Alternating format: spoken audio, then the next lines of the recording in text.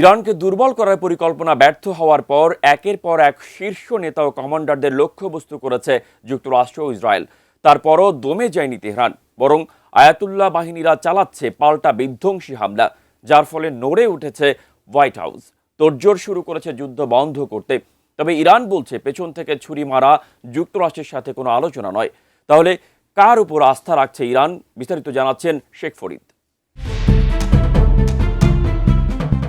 মার্কিন president Donald ট্রাম্পের বিশেষ দূত স্টিভ উইটকফ এবং তার জামাতা জ্যারেড কুশনারের সঙ্গে আলোচনায় বসতে অস্বীকৃতি জানিয়েছে ইরান। তাদের বিরুদ্ধে পেছন থেকে ছুরি মারার অভিযোগ তুলেছে তেহরান। এমন তথ্যই উঠে এসেছে ব্রিটিশ সংবাদ মাধ্যম দ্য টেলিগ্রাফে। ব্রিটিশ সংবাদ মাধ্যমটি জানিয়েছে, ফেব্রুয়ারিতে আলোচনা কয়েক ঘন্টার পরই ইরান জুড়ে সামরিক আগ্রাসন চালায় যুক্তরাষ্ট্র, ইসরায়েল। এ কারণেই মার্কিন মধ্যপ্রাচ্য বিষয়ক দূত উইটকফ এবং ট্রাম্পের উপদেষ্টা ও জামাতা কুশনারের সঙ্গে বসতে রাজি নয় ইরান। 5+ স্টার রেটিং প্রাপ্ত দেশের সর্বোচ্চ বিদ্যুৎ সাশ্রয়ী ওয়ালটন এসি স্মার্ট কমফোর্ট এখন নেক্সট লেভেলে।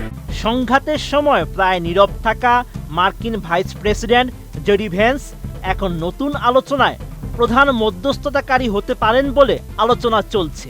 এই সপ্তাহের শেষ দিকে পাকিস্তানের ইসলামাবাদে নতুন আলোচনা হতে পারে। পারস্য উপসাগরীয় একটি দেশ দ্য টেলিগ্রাফকে জানিয়েছে, বর্তমানে মার্কিন ভাইস প্রেসিডেন্টের উপর আস্থা রাখছে ইরান।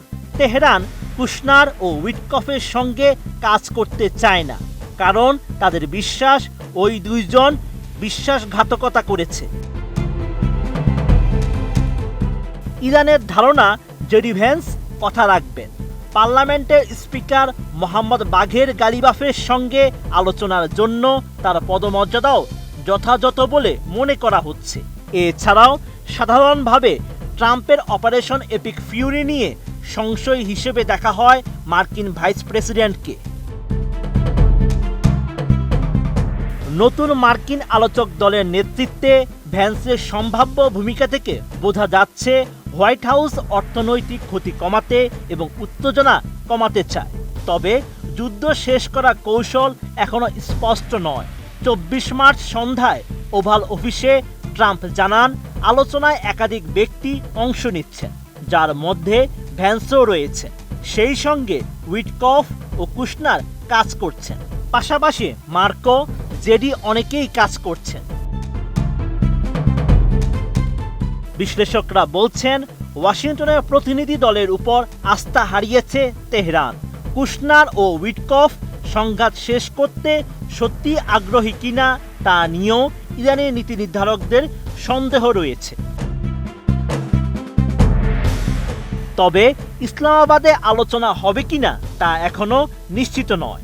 তবে পাকিস্তানের প্রধানমন্ত্রী শাহবাজ শরীফ বলেছেন, যুদ্ধ বন্ধে আলোচনা আয়োজন করতে পাকিস্তান প্রস্তুত এবং সম্মানিত বোধ করবে। Sheikh Farid, ATN news.